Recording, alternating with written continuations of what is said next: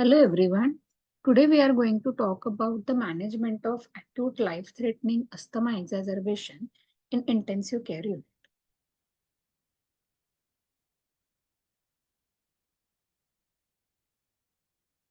So asthma is the most common respiratory condition encountered by physicians across all specialties.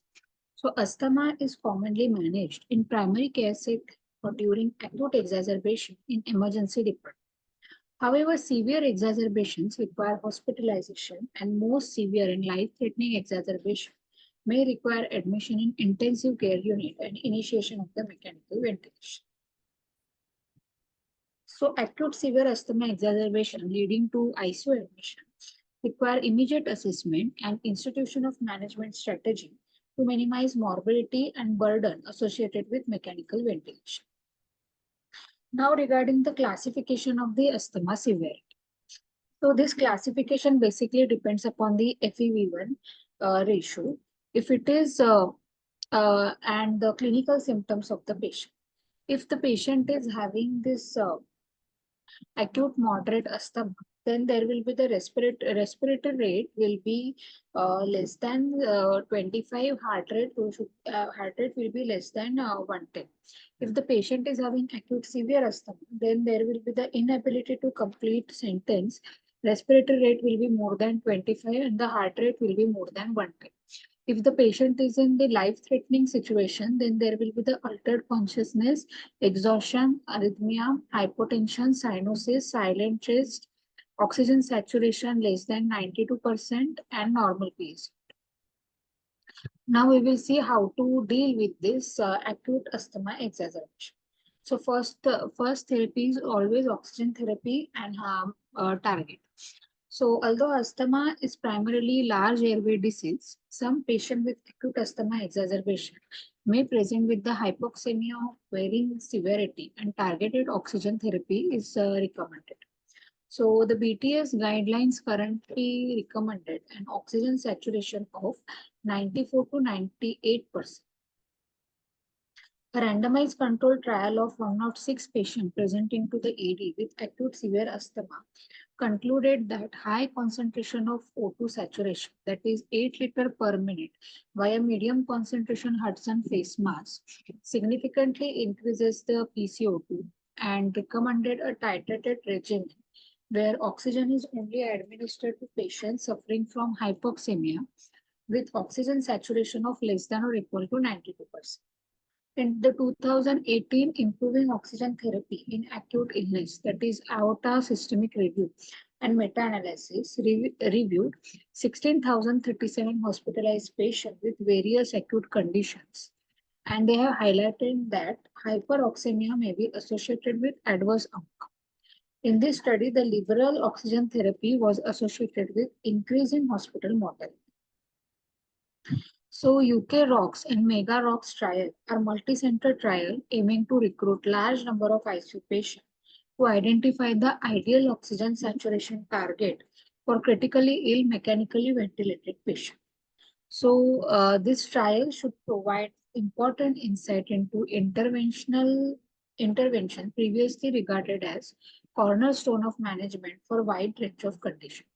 So while waiting for the further evidence, it is essential to avoid both hypoxemia as well as hyperoxemia, supplementing inspired oxygen to current recommended oxygen saturation target of 94 to 98% appears safe and appropriate. So the next therapy is the nebulized therapy. Nebulized beta-2 adrenergic agonists, that is salbutamol and albuterol. These are the central to treatment of acute asthma exacerbations of all severity, as well as for day-to-day maintenance. Beta-2 receptors are G-protein coupled transmembrane receptor that exist predominantly in airway smooth muscle cells. They activate the enzyme adenyl cyclase, which produces the cyclic adenosine monophosphate that likely activates the protein kinase A and modification of intracellular calcium concentration. Differences in the activity of beta-2 agonists mediate the kinetics of how airway smooth muscle responds. For example, salbutamol directly activates adrenoreceptor, while salmeterol interact with the receptor-specific auxiliary binding site. The first-line therapy for rapid bronchodilation requires the use of high-dose nebulized beta-2 agonists driven by either oxygen or air depending on degree of hypoxemia. The patient with the minimal response to the initial dose may require continuous or back-to-back nebulization. Intravenous beta-2 agonists are reserved only for patients in whom nebulized therapy cannot be used reliably or in those who require additional bronchodilation during extreme state and are discussed in detail in later section. The adverse effects of beta-2 adrenergic receptor agonists are well known and pharmacologically predicted. They primarily include tachycardia, tremors, but also the effect on serum potassium and glucose. Now, the next line of action is systemic corticosteroids. 2001 Cochrane review, including 12 studies and 863 patients, concluded that corticosteroid given within the first hour of presentation to ED significantly reduced the rate of hospital admission in patients presenting with acute asthma. Corticosteroid will reduce the mortality, asthma relapse, subsequent hospitalization, and requirement of beta-2 agonist therapy. Since they take time to work, the earlier they are given in acute attack, the better the outcome. The BTS guideline advise giving steroid in adequate dose to all patients with acute asthma exacerbation. Regarding the route by which steroids are given, studies have shown that efficacy between oral, intravenous, and intramuscular route is similar. A standard dose of 40 to 50 mg of prednisolone or 400 mg of hydrocortisone, that is 100 mg 4 times a day, for minimum duration of 5 days is currently recommended. Although there are several acute side effects from systemic corticosteroid use in ICU, including hyperglycemia, hypernatremia, water retention, delirium, and beta and ICU-acquired evictions. The benefit of short-term modest doses of systemic corticosteroid outweigh these adverse effects. Now, the next drug is magnesium sulfate. Intravenous and nebulized magnesium sulfate have been proposed as treatment of severe acute asthma. The mechanism of action of MgSO4 is only partially understood, but is thought to comprise the following. That is, inhibition of cellular uptake of calcium via activation of sodium-calcium pump, muscle relaxation via inhibition of myosin and calcium interaction, and calcium-dependent acetylcholine release at motor neuron terminal, and inhibition of prostacyclin and nitric oxide symptoms. Furthermore, these appear to be the degree of anti-inflammatory response via inhibition of mast cell regulation, degranulation, T cell stabilization, attenuation of uh, individual neutrophil respiratory burst rate, and the provided by inhibition of calcium peak. So the 3 mg trial randomized 1,109 adult patients presenting to the ED with acute severe asthma, with those suffering life-threatening features excluded. Patients were randomized to IV MgSO4 therapy, nebulized MgSO4 therapy, or standard therapy alone. The study did not demonstrate any clinical benefit from either form of magnesium therapy. Even though there was evidence of some beneficial effect on subsequent rehospitalization, there did not appear to be any effect on dyspnea or on peak expiratory flow rate when compared to the placebo. There was no evidence of improvement from placebo with nebulized MgSO. A Cochrane and meta-analysis of 13 studies, including 2,313 patients, concluded that a single infusion of 1.2 gram or 2 gram IV MgSO4 over 15 to 30 minutes reduces hospital admission, improves lung function in adult with acute asthma, who have not responded sufficiently to oxygen, nebulized short-acting beta-2 agonist and IV corticosteroids. However, the effect of MgSO4 on patients with life-threatening and near-fatal asthma in preventing need for mechanical ventilation and mortality of mechanically ventilated ICU patients is not. Currently, MgSO4 is recommended for those who have refractory symptoms despite standard initial management. Now, the next line of treatment is IV intravenous aminophylline. Methylxanthine can cause bronchial smooth muscle relaxation. The effect of methylxanthine is due to combination of inhibition of phosphodiesterase enzyme, translocation of calcium, adenosine receptor blockage, modulation of GABA receptor, resulting in accumulation of cyclic adenosine monophosphate and subsequent bronchodilatation. There is reasonably large body of literature supporting the use of oral theophylline in difficult asthma, but evidence for the use of intravenous aminophylline as an adjunct in acute asthma exacerbation has remained controversial, and indeed its use has been declined in recent decades. However, intravenous aminophylline has narrow therapeutic index and should be used with caution as it requires monitoring of plasma concentration to avoid toxicity. Although intravenous aminophylline is sometimes used as salvage therapy, clinical trials and large data registry are required to assess its effectiveness as an adjunct treatment for patients with severe asthma in ICU. Now, regarding intravenous salbutamol, there are studies going back to mid 1970s exploring the effect of IV beta 2 agonist for the treatment of acute asthma. However, it is unclear if IV beta 2 agonist offer additional bronchodilation beyond the use of regular nebulization that leads to better outcome.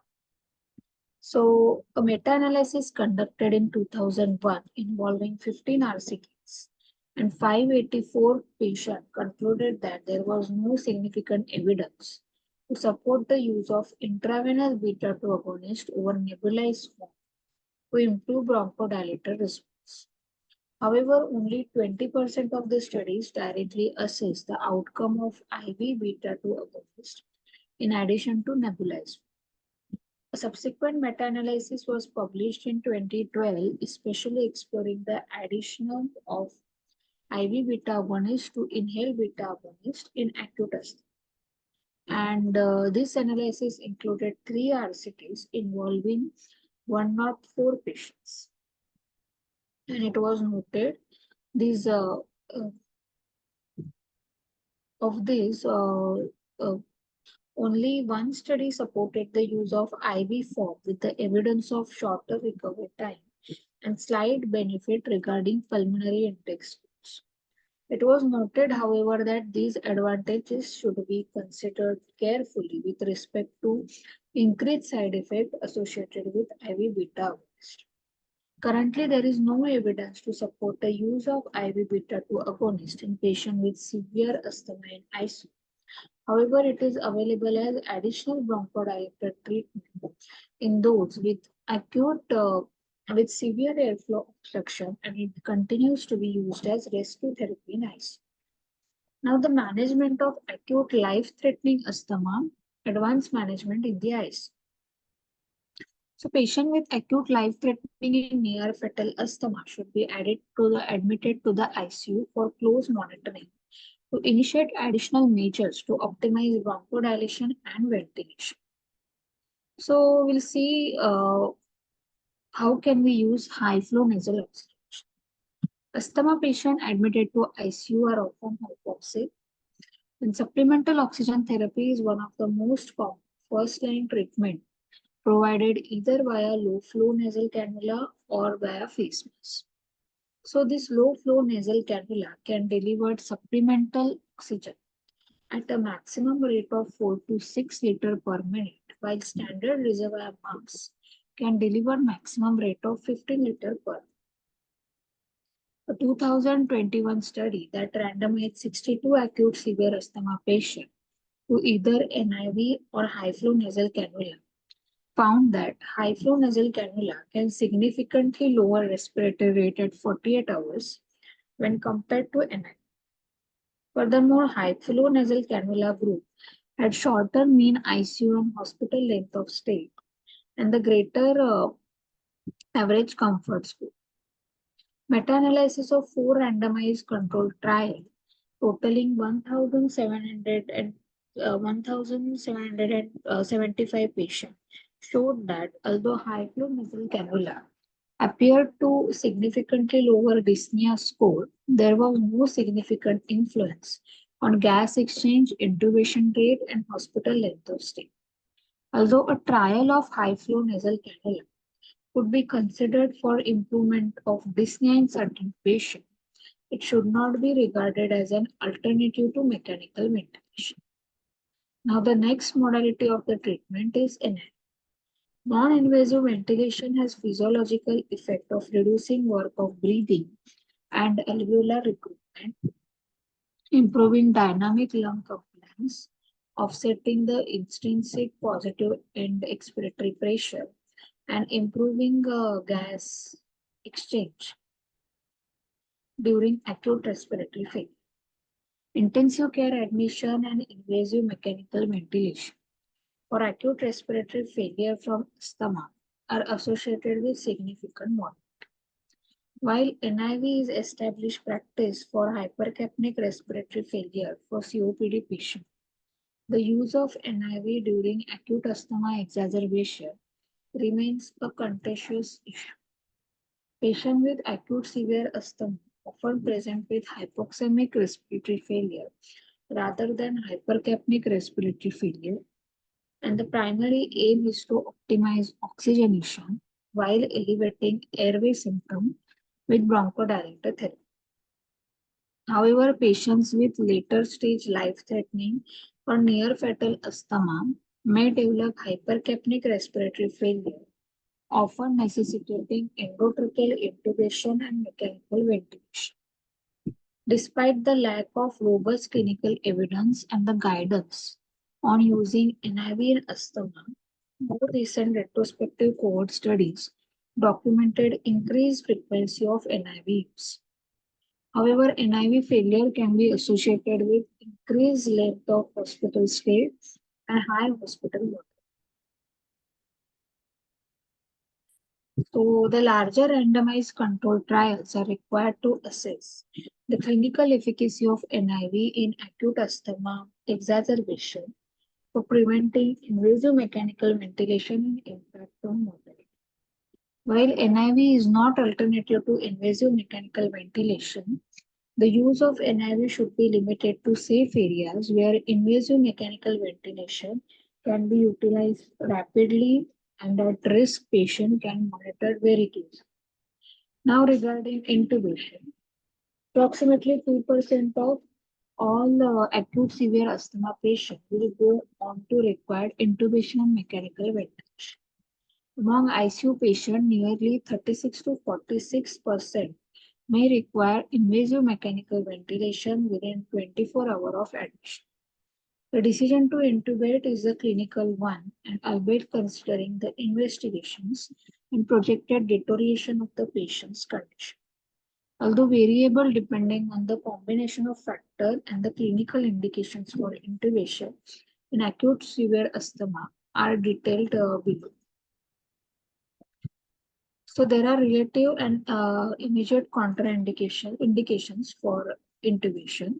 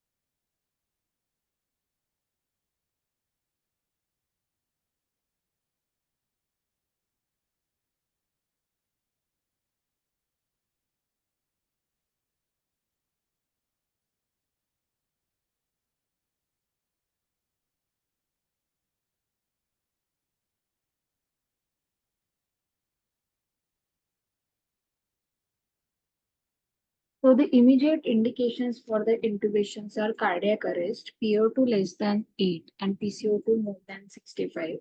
Severe obtundation or coma, impending respiratory failure with gasping or inability to speak and respiratory arrest.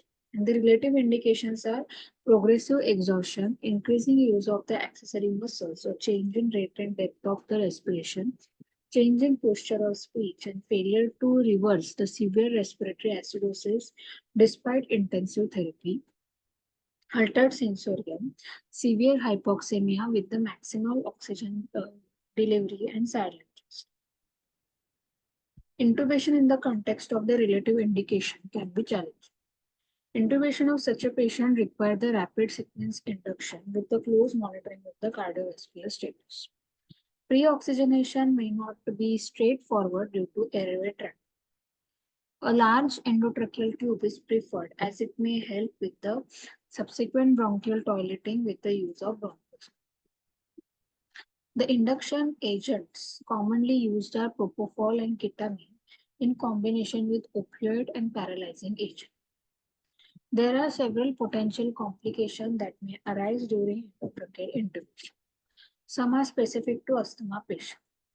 These include worsening bronchospasm, significant air trapping during and after intubation, cardiovascular collapse from depleted intravascular volume status, vasodilation from asthmatic anesthetic medication, and increased intrathoracic pressure leading to reduced cardiac output need to be anticipated and managed effectively to prevent cardiac arrest. Potential complications during intubation include laryngospasm, worsening bronchospasm, and significant airway trapping. And potential complications during intubations include aspiration, barotrauma, volutrauma, cardiovascular collapse, cardiac arrhythmia, and cardiac arrest. Now, regarding mechanical ventilation, although life-threatening asthma is rare, and small proportion of the patient may require invasive mechanical ventilation. Patient with the life-threatening asthma may present with severe respiratory distress, hypoxemia, arrhythmia, pulsus paradoxus due to airway trapping, and cardiovascular instability, and at later stage hypercapnia, respiratory arrest, high airway pressures, hyperdynamic hyperinflation, and it can lead to airway trapping, barotrauma, and the development of pneumothorax and hemodynamic instability. The principle of mechanical ventilation in asthma is to avoid dynamic hyperinflation. The ventilation mode can be volume assisted or controlled pressure cycle ventilation with tidal volume of 6 to 8 ml per kg of ideal body weight as a starting point.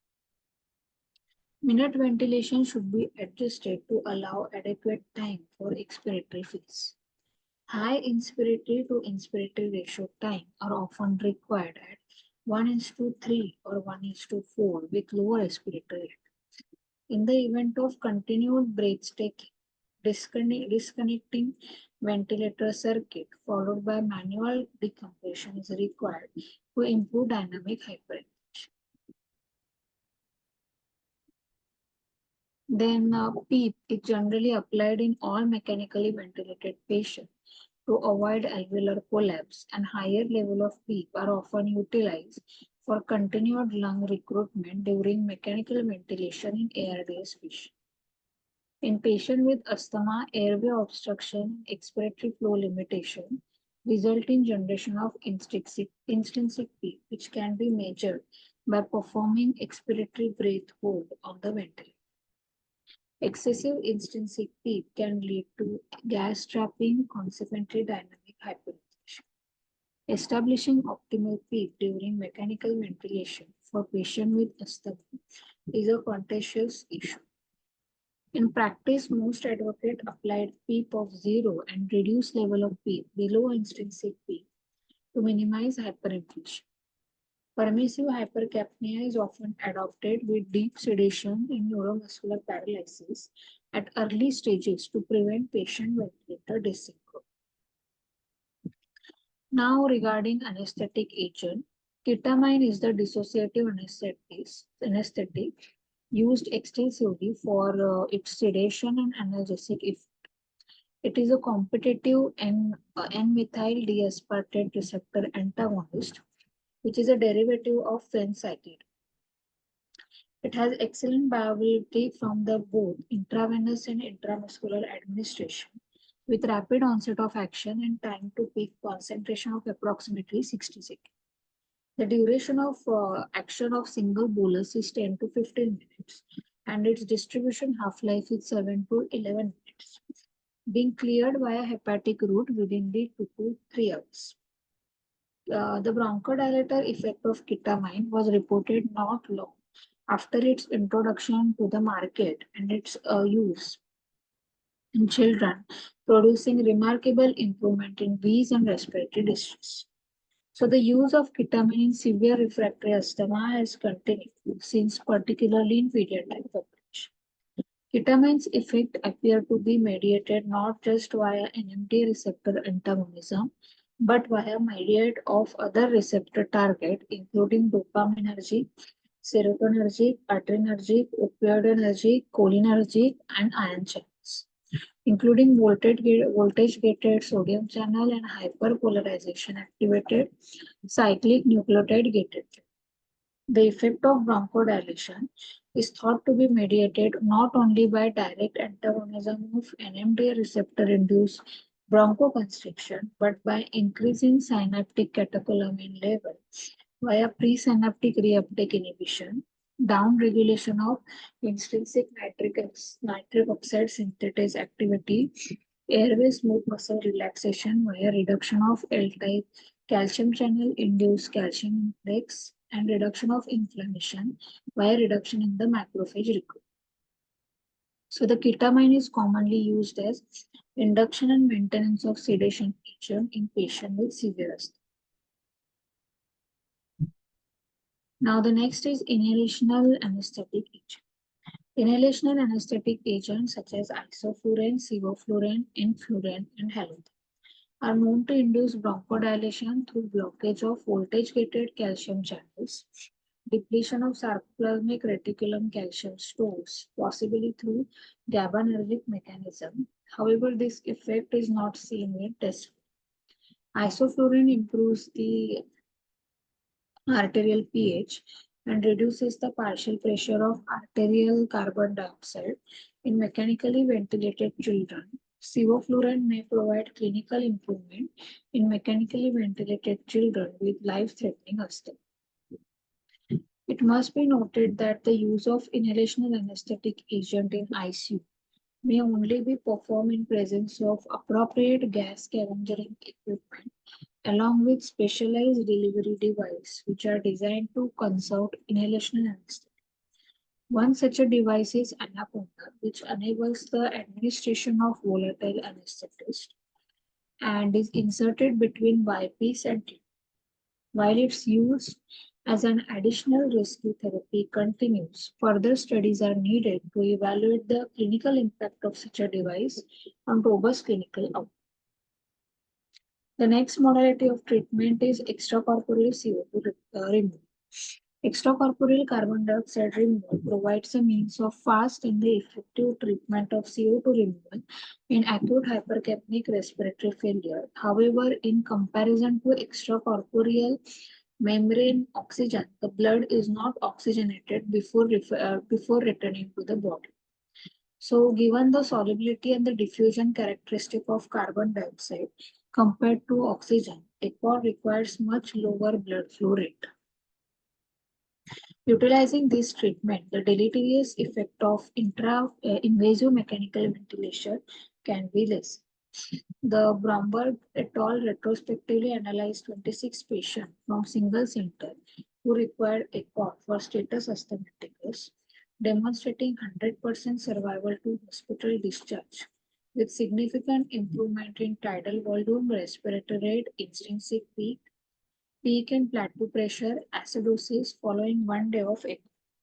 Additionally, the use of vasopressors was significantly reduced after ECMO initiation, highlighting that correction of acidosis with subsequent reduction in ventilatory pressure can improve hemodynamic stability.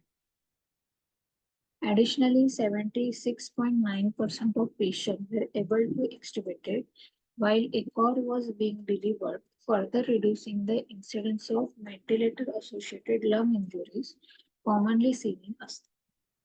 The RACE randomized trial investigated the use of ECOR in acute hypoxemic respiratory failure. In this trial, 412 patients were randomized to ECOR with reduced tidal volume ventilation on standard intensive therapy, and there was no difference in 90-day mortality. However, ECOR was associated with significantly reduced ventilator-free day and much higher incidence of serious adverse complication, including intracranial hemorrhage. The trial was terminated early, therefore, despite these concerning initial results, the study may have been too underpowered to show any potential benefit. More research is required in this area, and in UK, NICE guidelines support the use of ECHO only in the context of clinical trial. Now, the next modality of the treatment is ECMO. Extracorporeal membrane oxygenation is the invasive supportive treatment used in critical care for several respiratory pathologies refractory to the standard invasive clinical practices. The various mechanisms by which ECMO can provide the organ support depend on its configuration. The blood extracted from the central vein passes through the oxygenator, which extracts the carbon dioxide while saturating the blood with oxygenation. The blood then passes back to the body via same and different central vein. VV ECMO provides the respiratory support by essentially bypassing the lung. However, it necessarily necessitates the stable functioning circulatory system. An alternative configuration is to return the blood at higher pressure directly to the arterial circulation. It is VA ECMO, thus bypassing both heart and lung, providing cardiovascular and respiratory support. The physiological benefit of ECMO during acute respiratory failure are to provide sufficient gas exchange while preventing ventilator-induced lung injury, reduce metabolic demand of breathing, provide a means of lung protection with the use of low tidal volume and prevention of atelectasis and barotrauma. In asthma refractory to the standard invasive therapy, ECMO may help to improve gas exchange without the expense of aggressive invasive mechanical ventilation. Data from the Extracorporeal Life Support Organization registry from 1992 to 2016 demonstrated that 272 patients with life-threatening asthma, the survival rate to hospital discharge was 83.55%, with improvement in the fraction of inspired oxygen, peak respiratory pressure, driving pressure, mean airway pressure following the initiation of ECMO. The most frequent observed complications of the ECMO are related to cannulation, including bleeding, thrombosis, and infection. So, next modality of treatment is mucolytes. The management of mucus plugging could lead to the mucolytics. The mucolytes will help is since one of the pathophysiological mechanism of severe acute exacerbation and mortality is the inflammation with subsequent increase in airway secretion and cast formation. So with the help of mucolyte, we can manage this mucus plugging and that could lead to the possible improvement and an outcome. Now, the next modality of treatment is nebulized heparin. Heparin is the endogenous glycosamine used primarily for its anticoagulant property. Inhaled heparin has previously been proposed as an adjunct to treat severe asthma due to speculation regarding its possible anti-inflammatory effect. Heparin has been shown to bind and inhibit a variety of cytotoxic and inflammatory mediators, including inhibition of mast cell activation, mast cell mediator, along with inhibition of eosinophil cell migration and cationic property. A statistical significant improvement in FEV1 suggests that the trial of inhaled heparin may prove beneficial in addition to standard therapy was found. Interestingly, upon subgroup analysis, it was found that unfractionated weight heparin was more effective than low molecular weight heparin for this indication. Next modality of treatment is the recombinant human deoxyribonuclease. Airway obstruction by the viscous mucus is one of the primary pathophysiological features of fatal asthma exacerbation. And recombinant human deoxyribonuclease has been used to treat several respiratory conditions, most notably cystic fibrosis, for many years. The lysis of inflammatory cell leads to the free DNA that is thought to be primarily contributor to viscosity and adhesiveness of the mucus. The ribonuclease DNA is reported to liquefy this component by depolarizing extracellular DNA, thus reducing its size, leading to the transformation of viscous mucus into flowing liquid. So, ribonuclease DNA is currently only licensed for use in cystic fibrosis as a solution of 2,500 units delivered up to twice per day via jet nebulizer. Next modality of treatment is helios. The primary component of the atmosphere, air, and nitrogen, which consist of 78%, and oxygen, which consists of 21%. A mixture of helium and the oxygen has been used to reduce airway resistance, therefore reduce workload. Helios gas mixture of 79% of helium and 21% of oxygen has a density almost 6 times lower than the atmospheric air. Helium mixture were used as early as 1930s in respiratory distress since little else was available for the treatment of acute spasm. The ample evidence expanding the theoretical benefit of helium with some small studies and meta-analysis showing the clinical benefit. However, they do exist with high-power studies showing significant clinical benefit. Thank you.